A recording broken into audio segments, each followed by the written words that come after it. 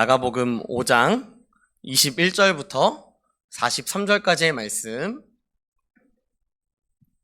네, 우리 다 찾으신 줄 알고 저 한 절 여러분 한 절 교독하도록 하겠습니다. 예수께서 배를 타시고 다시 맞은편으로 건너가시니 큰 무리가 그에게로 모이거늘 이에 바닷가에 계시더니 회당장 중에 하나인 야이로라 하는 이가 와서 예수를 보고 발 아래 엎드려 간곡히 구하여 이르되 내 어린 딸이 죽게 되었사오니 오셔서 그 위에 손을 얹으사 그로 구원을 받아 살게 하소서 하거늘. 이에 그와 함께 가실새 큰 무리가 따라가며 애워싸 밀더라. 12해를 혈루증으로 알아온 한 여자가 있어 많은 의사에게 많은 괴로움을 받았고 가진 것도 다 허비하였으되 아무 효험이 없고 도리어 더 중하여졌던 차에 예수의 소문을 듣고 무리 가운데 끼어 뒤로 와서 그의 옷에 손을 대니 이는 내가 그의 옷에만 손을 대어도 구원을 받으리라 생각하밀러라. 이에 그의 혈루근원이 곧 마름에 병이 나은 줄을 몸에 깨달으니라. 예수께서 그 능력이 자기에게서 나간 줄을 곧 스스로 아시고 무리 가운데서 돌이켜 말씀하시되 누가 내 옷에 손을 대었느냐 하시니 제 아들이 여짜오되 무리가 에워싸 미는 것을 보시며 누가 내게 손을 대었느냐 물으시나이까 하되 예수께서 이 일 행한 여자를 보려고 둘러보시니 여자가 자기에게 이루어진 일을 알고 두려워하여 떨며 와서 그 앞에 엎드려 모든 사실을 여쭈니 예수께서 이르시되 딸아 네 믿음이 너를 구원하였으니 평안히 가라 네 병에서 놓여 건강할지어다. 아직 예수께서 말씀하실 때 회당장의 집에서 사람들이 와서 회당장에게 이르되 당신의 딸이 죽었나이다 어찌하여 선생을 더 괴롭게 하나이까. 예수께서 그 하는 말을 곁에서 들으시고 회당장에게 이르시되 두려워하지 말고 믿기만 하라 하시고 베드로와 야고보의 형제 요한 외에 아무도 따라옴을 허락하지 아니하시고 회당장의 집에 함께 가사 떠드는 것과 사람들이 울며 심히 통곡함을 보시고 들어가서 그들에게 이르시되 너희가 어찌하여 떠들며 우느냐 이 아이가 죽은 것이 아니라 잔다 하시니 그들이 비웃더라. 예수께서 그들을 다 보내신 후에 아이의 부모와 또 자기와 함께한 자들을 데리시고 아이 있는 곳에 들어가사 그 아이의 손을 잡고 이르시되 달리다구 마시니 번역하면 곧 내가 내게 말하노니 소녀야 일어나라 하심이라. 소녀가 곧 일어나서 걸으니 나이가 12살이라. 사람들이 곧 크게 놀라거늘 같이 읽겠습니다. 예수께서 이 일을 아무도 알지 못하게 하라고 그들을 많이 경계하시고 이에 소녀에게 먹을 것을 주라 하시니라. 아멘. 오늘 저희 교회에 말씀을 전해주시는 귀한 목사님은 더사랑의 교회에서 세 번째로 용인 수지에 분립개척하신 더드림 사랑의 교회 이상훈 목사님입니다. 저는 개인적으로 더원 사랑의 교회 부임하기 전에 총 신대원 3학년 때 개척교회 목사님 인터뷰를 하는 과제가 있었어요. 그 인터뷰할 때 갔었던 교회 목사님이십니다. 오늘 목사님 나오셔서 달리다굼이라는 제목으로 말씀 전해주실 때 우리 더원 사랑의 교회 환영과 또 사랑의 마음을 담아서 우리 환영하도록 하겠습니다.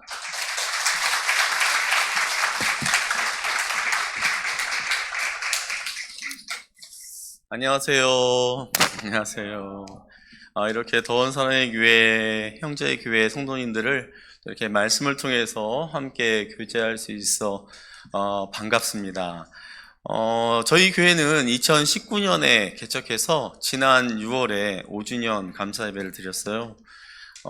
계속 이제 김현철 목사님하고 교제하면서 또 이렇게 형제교회가 건강하게 또 이렇게 세워져 가는 것을 늘 이렇게 듣고 있는데 또 오늘 또 이렇게 예배에 나와서 또 국내 또 단기 선교, 국내 농촌 선교 또 가서 역동적으로 또 이렇게 사역하시는 또 모습을 보니까 또 더 반갑고 더 기쁩니다.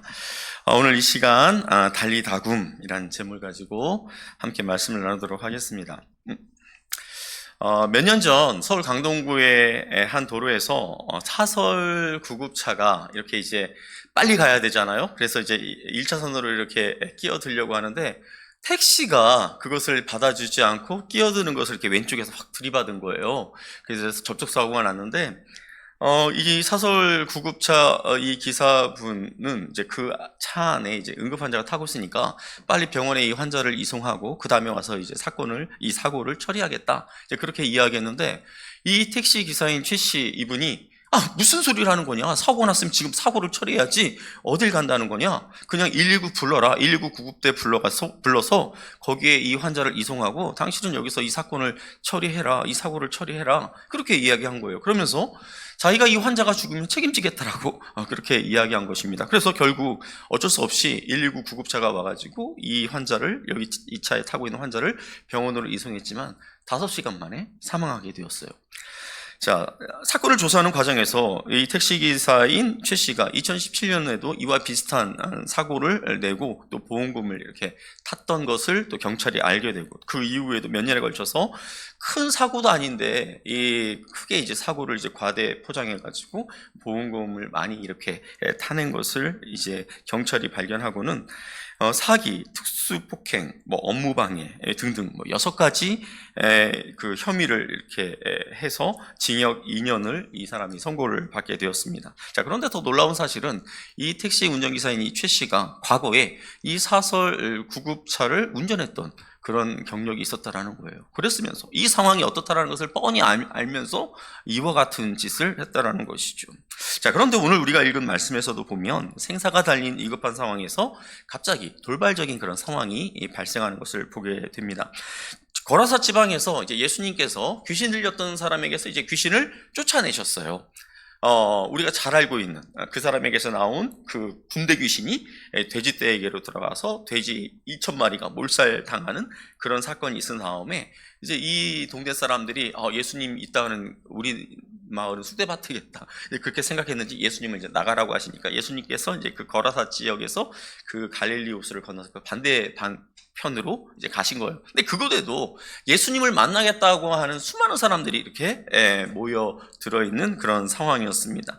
자, 그런데 이때 누가 등장하냐면 회당장인 야이로가 예수님 앞에 나와서 엎드리면서 무엇을 부탁하냐면 자기 딸이 죽게 되었으니까 자기 집에 와서 그 죽게 된 딸을 좀 고쳐달라고, 살려달라고 그렇게 애원하는 것이었습니다. 아버지로서 다급하게 부탁할 수밖에 없는 그런 상황이었는데요. 오늘 본문 23절에 보면은 그냥 간단하게 내 어린 딸이라고 그렇게 되어 있지만 누가복음, 같은 내용을 다루고 있는 누가복음 8장 42절에 보면은 12살 된 외딸이라고 되어 있어요. 그러니까 12살 된 하나밖에 없는 외동딸, 얼마나 이 야이로에게 귀하고 사랑스러운 딸이었겠습니까? 그런데 그 사랑스러운 딸이 지금 아파서 지금 시름시름 앓고 있는 그런 상황이었던 것이죠. 그래서 예수님을 모시고 지금 자신의 집으로 지금 급하게 야이로가 이제 발길을 옮기고 있었습니다. 자, 예수님 주변에 모여든 수많은 사람들로 인해서 예수님과 그 제자들 또 야이로는 막 사람들을 막 이렇게 막 해치면서 이렇게 급하게 가고 있었는데 갑자기 예수님께서 멈추시더니 이렇게 말씀하시는 거예요. 우리 30절 말씀을 같이 한번 읽겠습니다. 예수께서 그 능력이 자기에게서 나간 줄을 곧 스스로 아시고 무리 가운데서 돌이켜 말씀하시되 누가 내 옷에 손을 대었느냐 하시니. 제가 초등학교 다닐 때요, 저는 그때 수원에 살았는데 저희 이모가 서울에 계셨어요. 근데 저희 아버지가 제가 이제 초등학교 다닐 때 개척을 하셨기 때문에 집안의 형편이 굉장히 어려웠어요. 가난했어요. 근데 이제 저희 이모네는 좀 이제 잘 살고 그러니까 방학 때마다 저희 어머니가 저희 이모네 집에 한 달씩 이렇게 보내는 거예요. 그럼 갔다 오면 삐쩍 말랐던 제가 이제 살이 이제 토실토실 이렇게 올라오니까 이제 그 모습이 이제 어머니에게는 굉장히 보기 좋았던 것 같아요. 근데 이제 어느 날 제가 이제 이모님 댁에 있는데 이모가 저에게 이제 옷을 사주시겠다라는 거예요. 그래서 이제 사촌 동생과 함께 어디를 데리러 갔냐면 명동. 그때 당시 명동에서 가장 유명한 백화점, 미도파 백화점, 기억하시나요? 그 미도파 백화점에 가서 이제 옷을 사주시겠다고 저를 이렇게 데려갔는데 그 거리에 사람이 어찌나 많은지, 제가 그렇게 사람 많은 곳은 처음 봤던 것 같아요. 횡단보도에서 이제 신호를 대기하고 있는데 신호가 딱 바뀌면서 건너는데 내가 건너가는 건지 아니면 내가 그 인파에 휩쓸려 가는 건지 모를 정도로 그냥 사람들이 쫙 가니까 제가 그냥 그 초등학교 그 어린 체구에 그냥 휩쓸려서 이렇게 갔던 그런 기억이 납니다. 아직도 그 기억이 생생해요. 그 느낌이 생생해요. 자, 24절 말씀을 보면 큰 무리가 따라가며 애워싸 밀더라. 지금 예수님이 처한 상황이 바로 이와 같아요. 뭐 인파 수가 뭐 어떻게 뭐 비교가 될지는 모르겠지만 사람들이 지금 예수님을 보겠다고 잔뜩 모여든 그 상황에서 지금 예수님이 이 야이로의 집으로 지금 막 가기 위해서 인파를 막 이렇게 헤치면서 그렇게 가고 있는 그런 상황이었어요. 그런데 이 상황에서 예수님이 지금 뭐라고 말씀하신 거예요? 누가 내 옷에 손을 대었느냐? 이렇게 물어보신 거예요. 아마 이 예수님의 말을 들었을 때 제자들은 황당했을 거예요. 아니, 손을 대는 거는 고사하고 지금 막 사람들이 막 밀치면서 막 옷을 당기고 몸끼리 부딪히고 지금 난리 났는데 무슨 내 옷에 누가 손을 대었냐? 이 제자들이 지금 황당한 그런 상황인 거죠. 그런데 문제는 뭐냐면 예수님께서 절대 포기하지 않으려 했다라는 거예요. 계속해서 그 사람을 찾으려고 둘러보고 계셨다라는 것입니다. 이때 한 여자가 등장을 합니다. 우리 33절 말씀 같이 한번 읽어보겠습니다. 여자가 자기에게 이루어진 일을 알고 두려워하여 떨며 와서 그 앞에 엎드려 모든 사실을 여쭈니. 그러니까 예수님이 집요하게 이렇게 추궁하니까 이제 그 앞에 이제 범인이 탁 나타난 거예요. 범인이라고 하긴 좀 그런데 아무튼 이 순간 예수님이 찾고자 하는 그 여인이 나타나는 거예요. 이 한 여인이 예수님 발 앞에 탁 엎드려서 이제 이실직고 하는 거죠. 아마 이 여인은 스스로 자신이 해서는 안 될 짓을 내가 했나 보다, 아마 그렇게 생각했을 거예요. 자, 그렇다면 자, 이 여자는 누구며 왜 이 여인이 예수님의 옷에 손을 댄 것일까요? 자, 이 여인은 12년 동안, 숫자를 잘 기억하세요. 12년 동안 혈루증을 앓고 있었던 여인이었어요. 자, 혈루증. 지금 우리가 생각하는 이 시대의 혈루증하고는 좀 다른 것 같아요. 유출병이라고 하죠. 여인들이 왜 이제 하혈을 하게 되면 어느 정도 시간이 되면 이 하혈이 멈춰야 되는데 아마 이 여인은 하혈이 멈추지 않고 계속 이렇게 진행됐던 것 같아요. 이런 병인 것 같아요. 아무리 의사를 찾아다니며 고쳐보려 했지만 고칠 수 없었고 가진 재산만 다 허비한 그런 상황이었습니다. 그러던 중 예수님이 자신이 살고 있는 이 마을로 오신다는 이야기를 듣고 정말 신락 같은 그런 소망을 가지고 희망을 가지고 그 예수님이 계신 곳으로 가서 그 사람들 틈에 끼어서 예수님 뒤로 가서 그 예수님의 옷을 만진 거죠. 자, 그렇다면 이 여인이 어떤 심정으로 그렇게 했는지 우리 28절 말씀을 같이 한번 읽어보겠습니다. 이는 내가 그의 옷에만 손을 대어도 구원을 받으리라 생각합니다. 그의 옷에만 손을 대어도, 그의 옷에만 손을 대어도. 자, 이 여인은 예수님의 옷에 손만 대어도 자신의 병이 나을 수 있다라고 생각을 했던 것 같아요. 자, 그런데 잘 한번 보세요. 왜 이 여인은 병이 낫겠다 이렇게 생각하지 않고 내가 구원을 받으리라 이렇게 생각했던 걸까요? 자, 레위기 15장을 보면 이 하혈병은 부정한 병으로 여겨졌어요. 그래서 이 여인과 이렇게 접촉하는 것은 물론이거니와 만일에 이 여인이 어떤 이렇게 컵을 딱 이렇게 만졌다가 딱 내려놨는데 다른 사람이 와서 이 컵을 딱 만지면 이 사람조차도 부정하게 되는 그런 병이었던 것이죠. 자, 그러니까 지금 이 여인은 이렇게 많은 사람들이 모여 있는 곳에 이렇게 모르게, 남들 모르게 이렇게 끼어 있을 수 없는 그런 상황이었어요. 만일에 이 상황을 여기 있는 사람들이 알았다면 이 여인을 향해서 돌을 던져도 할 말이 없는 아주 그런 위험한 상황이었습니다. 자, 그렇기 때문에 이 여인은 예수님 앞으로 딱 나아가서 예수님, 제가 이러이러한 병을 앓고 있는데 제 병을 좀 고쳐주세요. 이렇게 말할 수도 없는 그런 처지였어요. 이 여인이 할 수 있는 것이라고는 고작 예수님 뒤로 몰래 가서, 사람들 몰래 예수님 뒤로 가서 예수님의 옷자락을 그렇게 만지는 정도가 이 여인이 할 수 있는 최선의 방법이었습니다. 자, 그런데 그 순간 놀랍게도 이 여인의 병이 나은 거예요. 자, 그렇다면 이 상황에서 예수님은 가던 길을 그냥 쭉 가시고 이 여인은 자기의 병이 나았으니까 할렐루야 하면서 집으로 돌아왔다면 아주 그냥 산뜻한 그런 결말이 될 뻔한 그런 상황이었어요. 자, 그런데 바로 그때 예수님이 물어보셨다라는 거죠. 누가 내 옷에 손을 댄 거야? 막 이렇게 누가 막 그러면서 예수님께서 지금 그 여인을 지금 찾고자 하는 거죠. 자, 이미 예수님의 옷은 수많은 사람들의 손끝이 다 스쳐갔어요. 손뿐만입니까? 밀치고 막 땡기고 막 그렇게 예수님은 이렇게 그 사람들에 부딪혀서 지금 그 사이를 지금 통과하고 있는 그런 상황이었는데 누가 내 옷에 손을 대었느냐? 자, 오늘 우리가 아까 읽었던 30절 말씀해 보니까 예수께서 그 능력이 자기에게서 나간 줄을 곧 스스로 아시고 라고 말씀하고 있어요. 수많은 사람들이 예수님의 옷을 만졌을 거예요. 땡겼을 거예요. 몸이 부딪혔을 거예요. 그런데 그러한 부딪힘과는 다른, 그러한 만짐과는 다른 새로운 터치를 예수님께서는 경험했다라는 거예요. 어떤 터치입니까?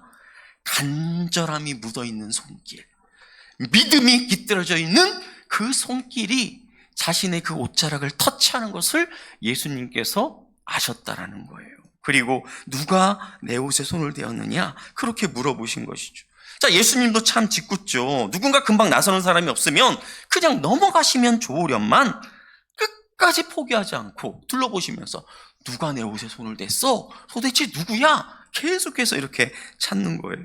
결국 혈루증에 걸렸던 여인이 두려워 벌벌 떨며 예수님 앞에 엎드립니다. 그리고 모든 일들을 다 이야기합니다. 이때 예수님께서 이 여인을 향해 뭐라고 말씀하시는지 우리 34절 말씀을 같이 한번 읽어보겠습니다. 예수께서 이르시되 딸아 내 믿음이 너를 구원하였으니 평안히 가라. 내 병에서 누여 건강할지어다. 예수님의 이 바쁜 발걸음을 멈추게 한 사람이 누구인가 봤더니 혈루증에 걸린 이 부정한 여인이었던 거죠. 그 사람들이 이것을 알았을 거예요. 여인이 자초지종을 다 설명하면서. 그럼 아마 그 사람들의 그 눈길이 이 여인에게, 이 부정한 여인에게 다 쏠렸을 거예요. 그 여인을 바라보면서 속으로 생각했겠죠. 아니, 저 부정한 것이, 저 부정한 주제에 예수님이 가는 길을 막아? 회당장 야이로의 딸이 지금 죽으려고 하는데 그 급한 길을 막아섰단 말이야? 아마 이렇게 따가운 눈총으로 그 여인을 바라봤을지 모르겠습니다. 그런데 이 불쌍한 여인을 향해서 예수님께서 뭐라고 말씀하세요? 딸아, 딸아. 예수님이 자기 딸이라고 그렇게 얘기했을까요? 하나님의 딸아. 이렇게 말씀하시는 거죠. 자, 예수님께서는 뒤에 보면은 야이로의 딸도 예수님께서 죽은 야이로의 딸을 살려요.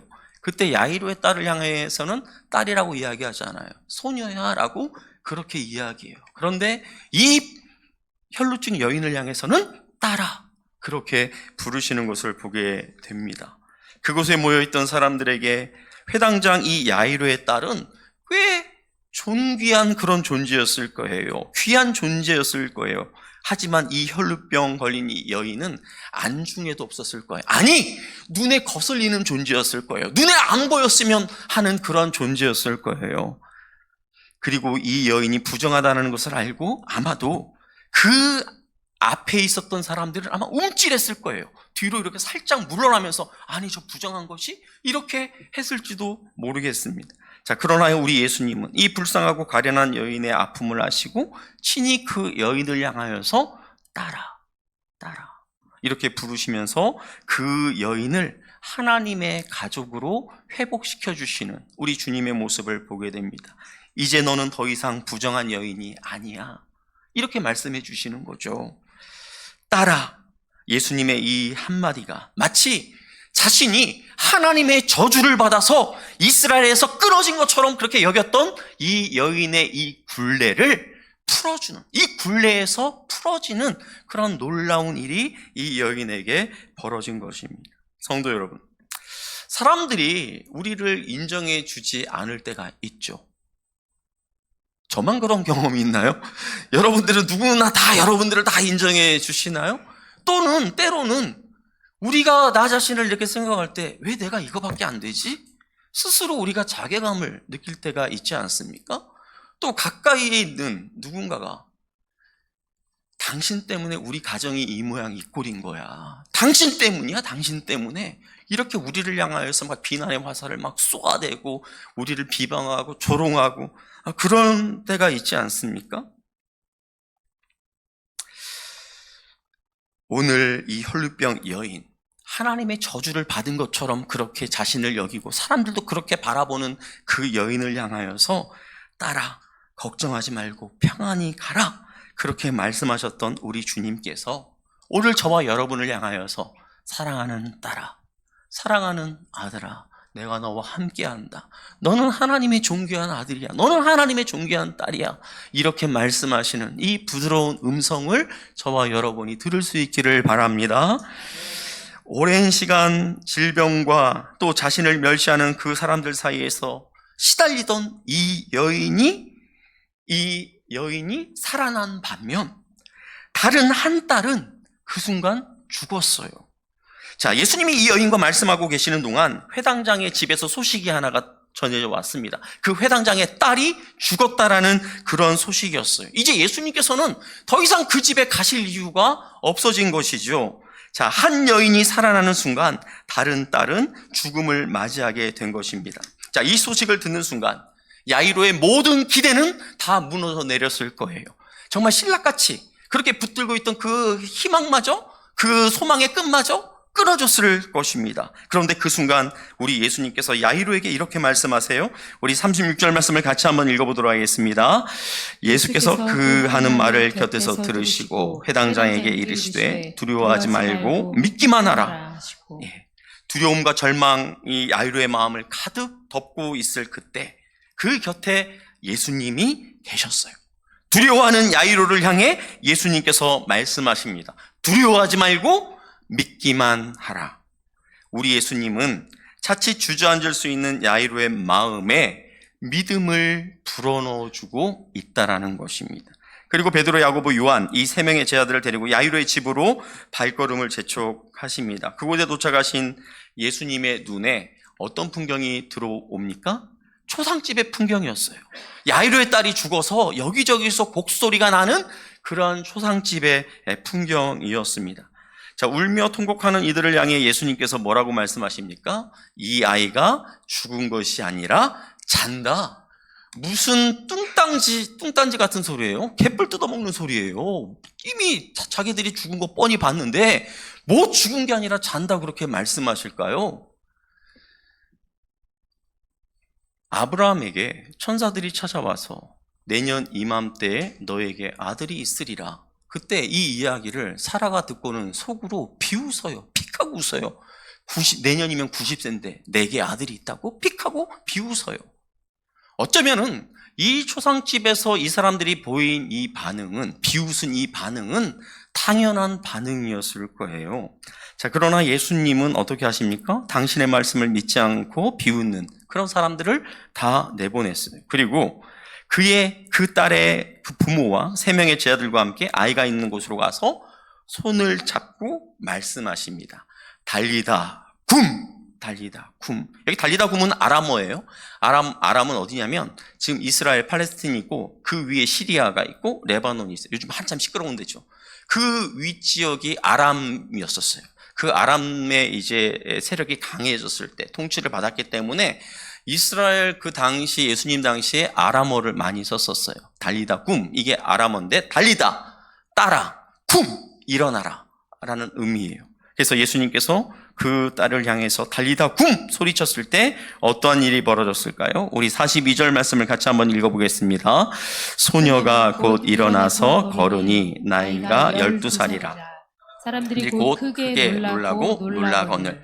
자, 예수님의 말씀대로 소녀가 일어났어요. 깨어났어요. 그리고 그 소녀가 막 돌아다니는 거예요.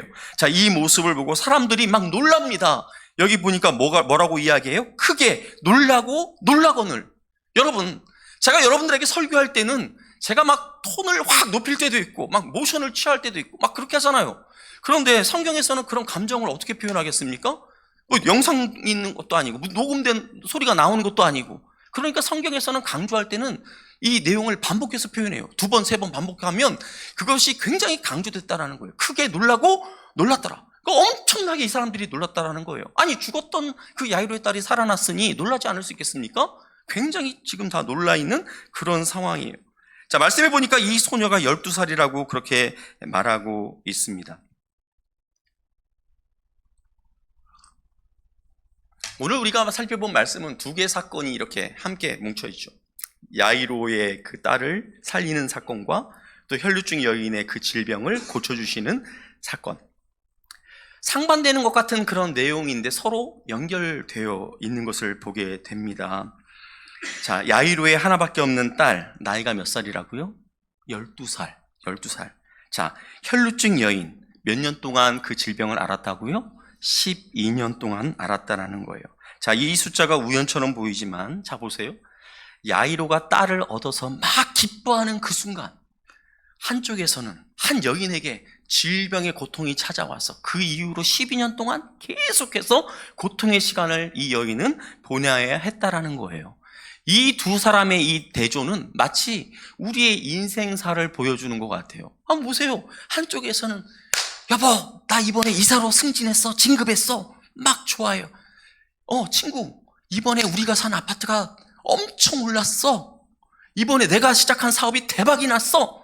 우리 애가 이번에 대기업에 들어갔어. 한쪽에서는 막 이렇게 축제 분위기예요. 또 한쪽은 어떻습니까? 한쪽에서는 가장이 정리해고를 고민해야 되는 그런 상황이, 자살을 해야 되나 말아야 되나, 또 질병이 자기에게 찾아와서 암에 걸려서 어떻게 살지? 막 이렇게 힘들어하는 상황이에요. 우리 애 이번에도 또 떨어졌어. 뭐 이렇게 한쪽에서는 막 비참한 그런 상황이 벌어지고 있어요. 세상만 그럴까요? 교회 공동체는 뭐 다릅니까? 한쪽에서는 막 성도들, 같은 성도지만 한쪽에서는 막 축하할 일이 막 생기는데, 한쪽은 저 집안은 왜 저 모양이지? 막 이렇게 생각할 정도로 막 힘든 그런 상황 가운데 놓여있는 그런 가정들이 있다는 것이죠. 자, 그리고 두 사람은 모두 예수님 앞으로 쉽게 나올 수 없는 그런 사람들이었다라는 거예요. 자, 야이로는 회당장으로서 유대사회에서 지도자급 인사예요. 당시 유대사회에서 지도자들과 예수님이 대립하는 그런 관계들을 따져본다면 지금 이 야이로가 예수님께 나오는 이 과정이 쉬운 것만은 아니에요. 쉽지 않은 그러한 길을 나선 거예요. 그런 자리로 나온 거예요. 자, 야이로가 그의 지위가 높아서 예수님에게 나오기가 어려웠던 사람인 반면, 이 혈루증 여인은 어떤 여인입니까? 부정한 그 혈루병에 걸려서 예수님 앞으로 나오면은 안 되는 그런 여인이었다라는 것이죠. 자, 그런데 지위가 높은 야이로도 그 부정에서 예수님 앞으로 나오면 안 될 것처럼 여겨졌던 그 여인도 예수님에게 나옴으로 말미암아 저들이 구원받는 그런 놀라운 은혜를 경험했다라는 것입니다. 성경을 보면 왕이든 재상이든 재력가든 뭐 어떤 사상가든 이런 사람들뿐만 아니라 강도, 살인자, 뭐 사기꾼, 몸파는 여자까지 다 예수님 앞으로 나와, 하나님 앞으로 나와 구원받았다라는 사실을 꼭 기억하시기를 바랍니다. 저희 교회도 이제 다양한 성도님들이 이제 계시는데, 지금은 이제 그분이 이제 남자 집사님이세요.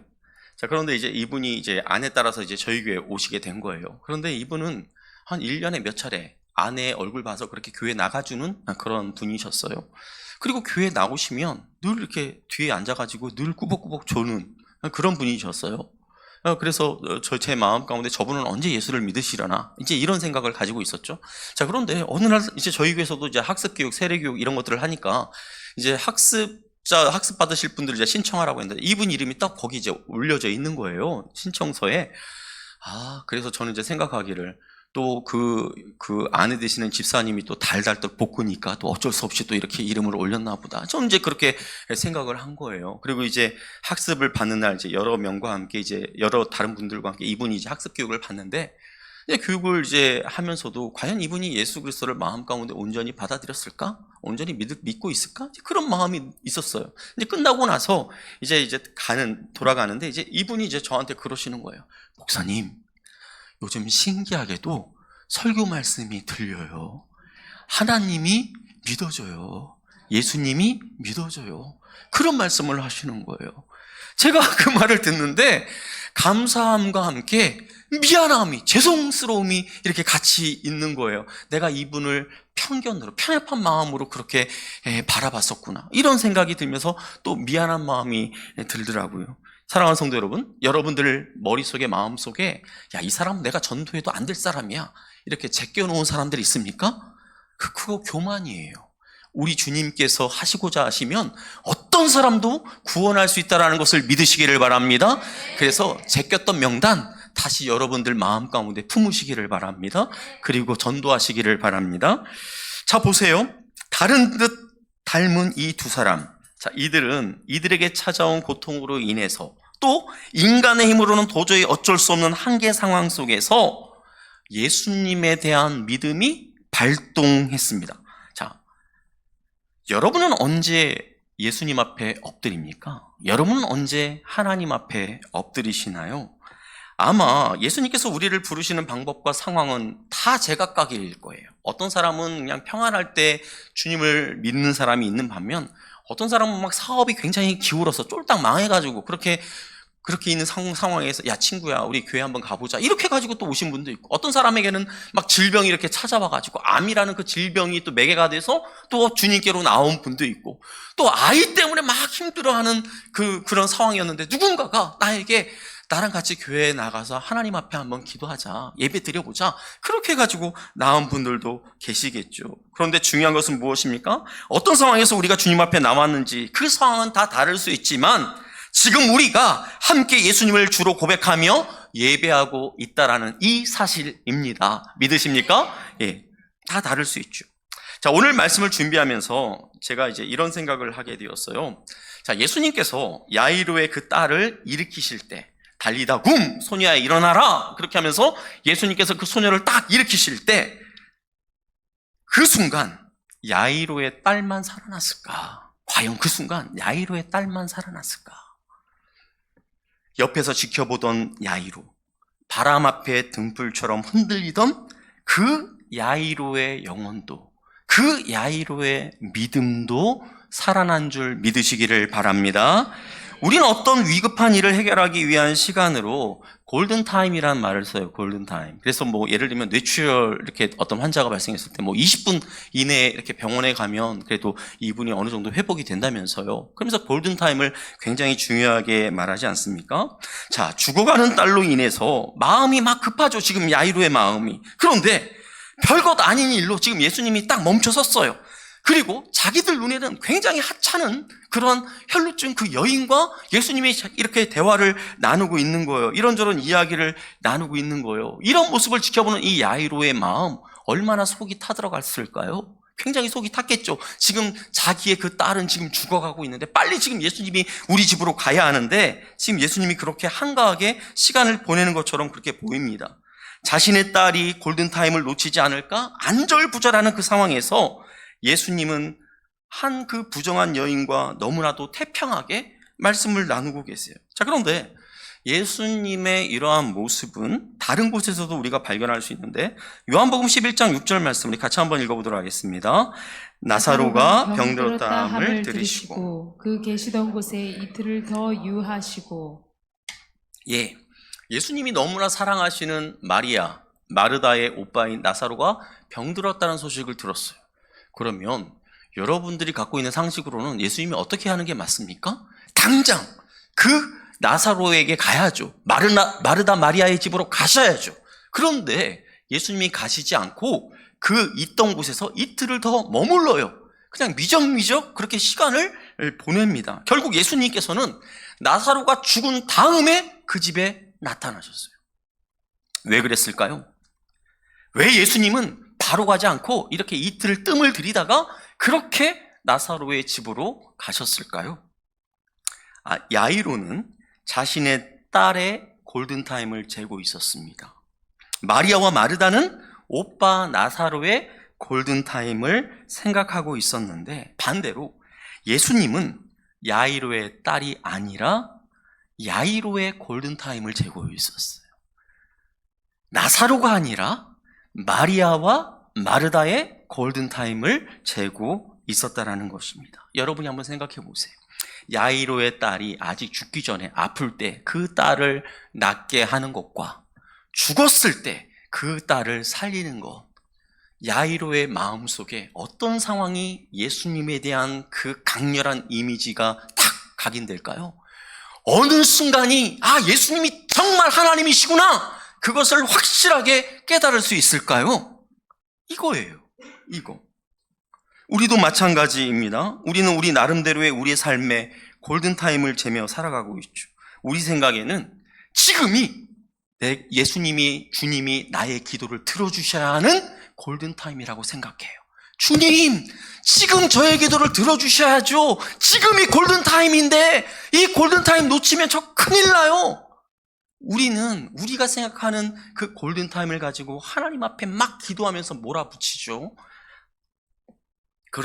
그러면서 우리는 나의 계획을 가지고 이렇게 막 주님 앞에 막 기도합니다. 그런데 내가 생각하는 그 골든타임이 있는데 누군가가 내 삶 가운데 끼어들어요. 어떤 상황이 막 내 그 계획을 흐트러뜨려요. 그러면 마치 내 인생의 골든타임이 무너진 것처럼 우리는 생각해요. 아니, 엄마가 그때 오빠한테 그렇게 퍼줄 게 아니라 나한테 좀 해줬으면 내가 이 모양 이 꼴로 안 살잖아. 왜 그때 오빠한테 그렇게 해주고 나한테 그렇게 안 해줘서 내가 지금 이렇게 살게 만들었어? 이렇게 마치 내 인생의 골든타임을 오빠 때문에 놓친 것처럼 우리는 그렇게 생각하기 쉽다라는 거죠. 그런데 생각해 보세요. 오늘 야이로가 가는 길에 한 여인이 끼어들었지만 그것이 우리 주님이 하시고자 하는 일을 망쳤습니까?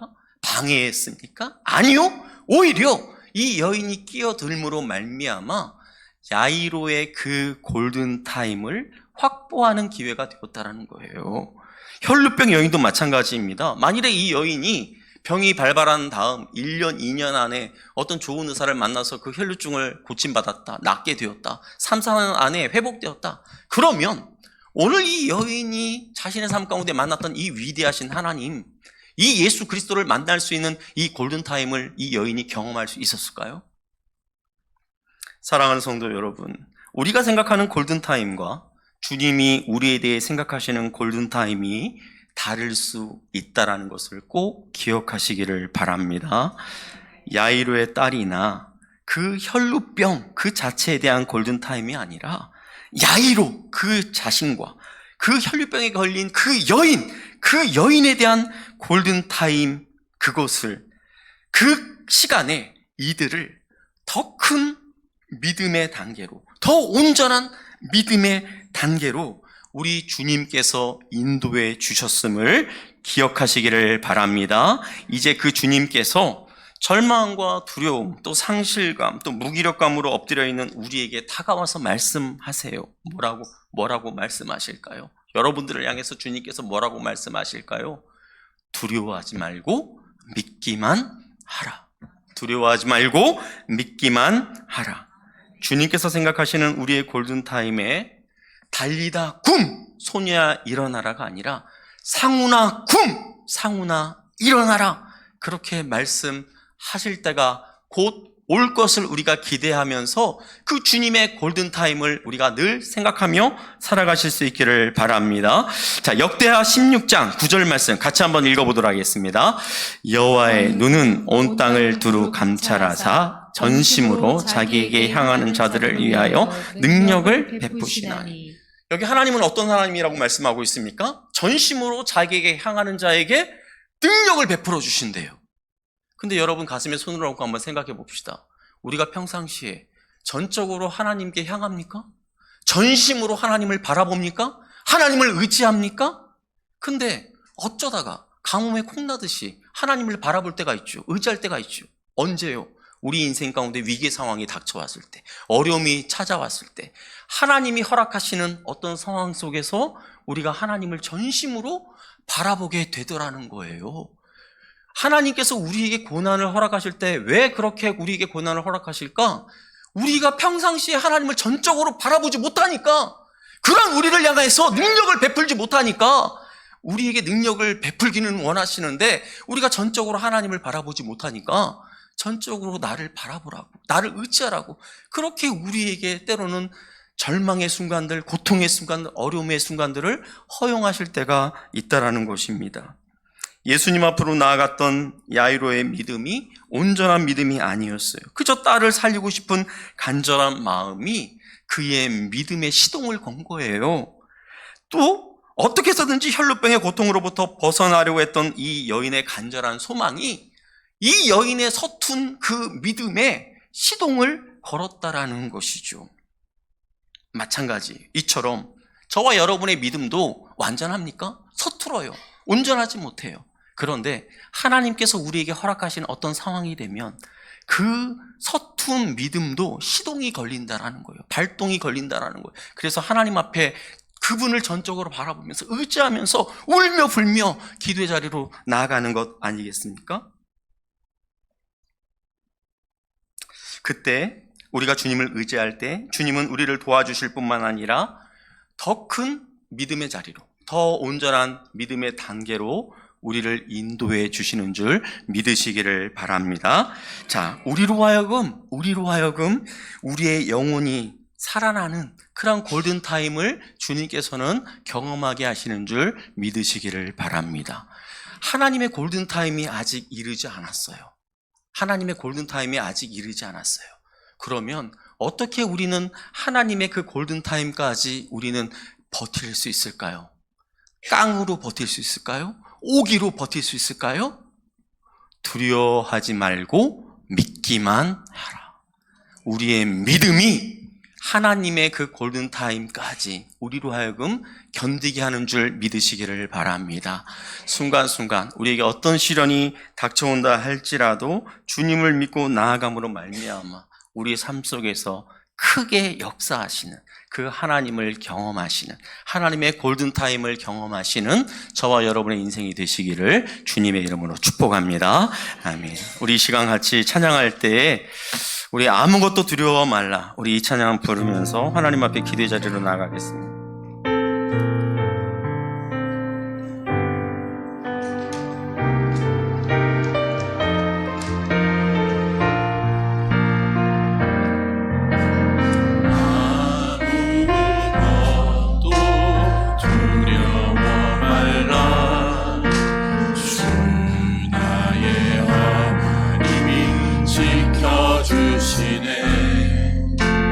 놀라지 마라, 험내지 마라. 주님 나를 지켜주시네. 아무것도 두려워 말라.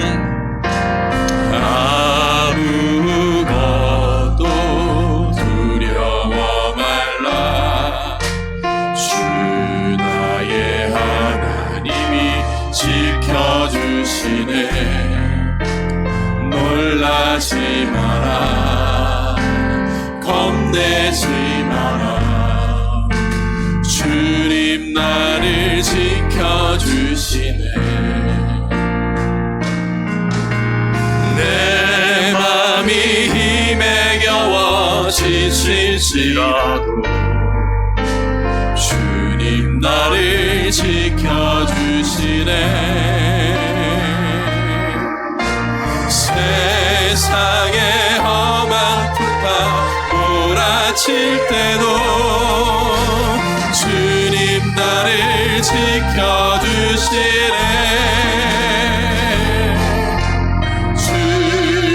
주님은 나의 산성, 주님은 나의 요새, 주님은 나의 소망, 나의 힘이 되신 여. 내 마음이 힘에 겨워 지칠지라도, 내 맘이 힘에 겨워 지칠지라도 주님 나를 지켜주시네. 세상의 험한 풍파 몰아칠 때도 주님 나를 지켜주시네. 주님은 나의 산성, 주님은 나의 요새, 주님은 나의 소망,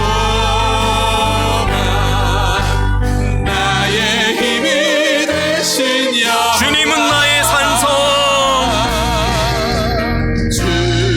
주님은 나의 산성, 주님은 나의 요새, 주님은 나의 소망, 나의 힘이 되신 여호와. 하나님이 우리의 삶을 바라보시며 제시는 그 골든타임과 또 내가 생각하는 골든타임이 달라요. 우리는 별것 아닌 존재임에도 불구하고 마치 내 인생의 골든타임을 내가 정하려고 해요. 지금 이때가 골든타임인데 하나님 도대체 뭐하고 계십니까? 이렇게 하나님을 향하여서 원망과 불평이 우리 안에 쏟아질 때가 얼마나 많은지요. 그러나 우리를 너무나 잘 아시는 하나님께서 친히 우리의 삶의 골든타임을 재고 계신다는 것을 꼭 기억하시기를 바랍니다. 분명히 그때가 되었을 때 달리다 굼 하면서 우리를 일으키실 때가 있다라는 것을 믿음으로 바라보실 수 있기를 바랍니다. 그 하나님의 골든타임까지 우리가 어떻게 버틸 수 있을까요?